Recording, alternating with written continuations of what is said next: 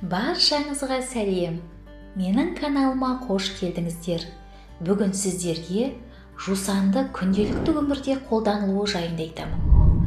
Жусанның пайдалы жақтарына тоқтала кететін болсақ, жусан өсімдігін көбінесе үйде тұтынатын заттарға, атап айтатын болсақ, киізден жасалынған төскиіз, сырмақ, сосын кілем және аңның терісінен жасалынған құндыз бөріктер мен тондарға көбелек құрттары түспес үшін іліп қояды.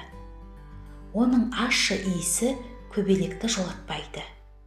Яғни, сол жусанның иісінен керекті заттарды бөлінуден сақтауға болады. Жусан жер бетіндегі өсімдіктердің ішіндегі ең ащысы. Оның пайдалы жақтары да жетерлік. Қытайлықтар аяқ киімдеріне жусанның жапырағын салып жүрсе, тамаққа деген тәбетті арттырады деп есептеген.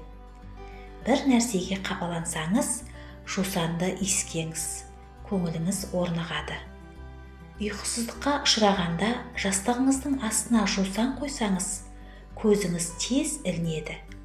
Және де қазіргі аяқ киімдердің ішінен иіс шықпас үшін, аяқ киімнің ішіне жусанды салып киіп жүрсеңіз, аяғыңызды дымқылданудан, иістенуден қорғайды. Бұл біздің денсаулығымызға оң әсерін тигізері сөзсіз. Мысалға, моншаға түскенде, түнде жатқанда, жастықтың астына қойып жатса, жүйке қызметі жақсарады. Жусан сөлі тәбетті ашады, ас қорытады, әртүрлі микробтарға қарсы тұрады. Химиялық медицинада жусанның жырына әртүрлі ауруларға ем болады. Сондай-ақ, іш тоқтатқанға, асқазан ауруына, ішек ауруларына жақсы ем болады.